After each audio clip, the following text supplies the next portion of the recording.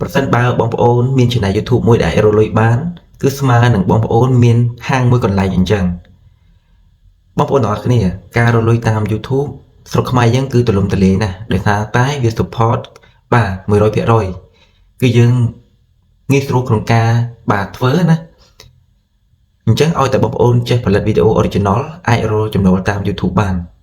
ដូចខ្ញុំនិយាយបាទខាងដើមអញ្ចឹងបើសិនជាបងប្អូនមាន channel YouTube មួយអាចរកលុយបានគឺស្មើនឹងបងប្អូនមានហាងមួយកន្លែងហើយបងប្អូនដាក់ផលិតផលលក់ផលិតផលគឺជាវីដេអូដែលបងប្អូនផលិតនឹងឯង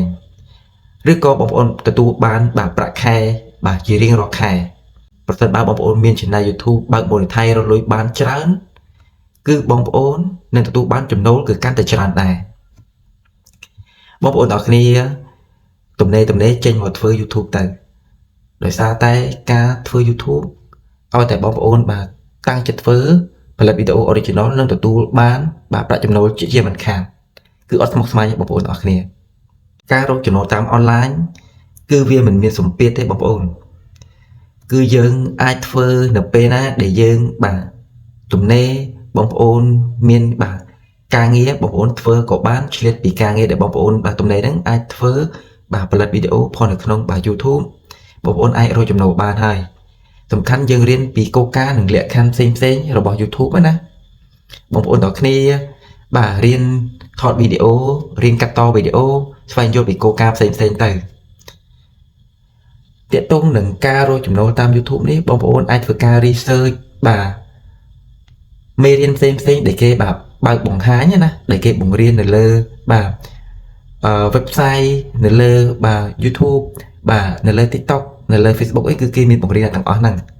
អញ្ចឹងសម្រាប់វីដេអូនេះខ្ញុំបង្ហាញ channel របស់ខ្ញុំមួយទាក់ទងនឹងការរកចំណូលតាម YouTube នេះអូខេអញ្ចឹងយើងរៀនធ្វើមករៀនកាត់តវីដេអូបាទរៀនបង្កើតមាតិកាណាដែលបងប្អូនមានចំណេះមានជំនាញអញ្ចឹងណាបងប្អូនធ្វើការអ្វីក៏អាចថតបានដែរបាទបងប្អូននៅស្រែចម្ការបងប្អូនថតទាក់ទងនឹងសកម្មភាពបាទដំណាំ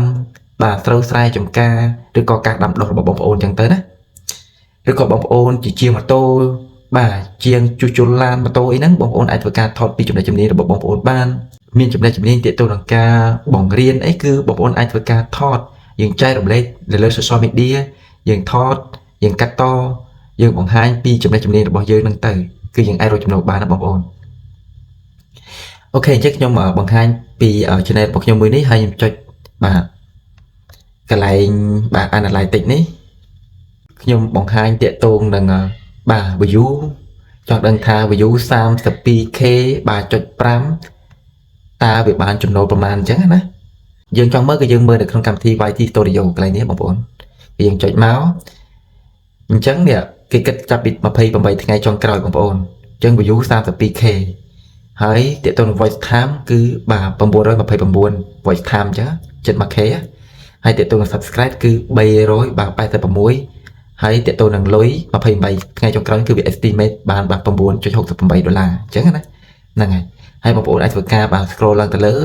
ហើយតាក់ទងនឹងបាទ ranking by view នេះគឺ channel របស់ខ្ញុំបាទ10 លើ 10 អញ្ចឹងបងប្អូននេះ10 លើ 10ហើយមួយវិញទៀតបងប្អូនចង់ដឹងថាតើ channel របស់យើងឬក៏វីដេអូរបស់យើងបាទមួយណាដែលទទួលបាន RPM ខ្ពស់ពី YouTube អញ្ចឹងបងប្អូនចុចមកបាទចុចកន្លែងនេះមកបាទចុចកន្លែងលុយហ្នឹងក៏បានដែរអូខេហើយបន្ទាប់មកបងប្អូនចុច scroll អស់មកបាទចុចយកពាក្យថា revenue នេះបាទចុចមកហើយបន្តមកទៀតបងប្អូន scroll ទៅបាទយកវីដេអូណាមួយដែលបងប្អូនបាទចង់ដឹងថា RPM ខ្ពស់ឬក៏ទាបអញ្ចឹងណាបាទ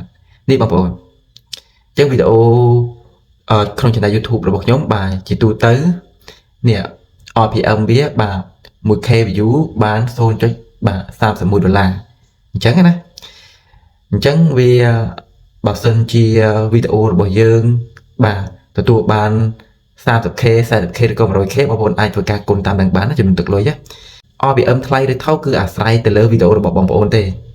ទីមួយវីដេអូរបស់បងប្អូនវែងបាទចាប់ពីចន្លោះបាទ9នាទីទៅ12នាទីអញ្ចឹងបើសិនជាបាទ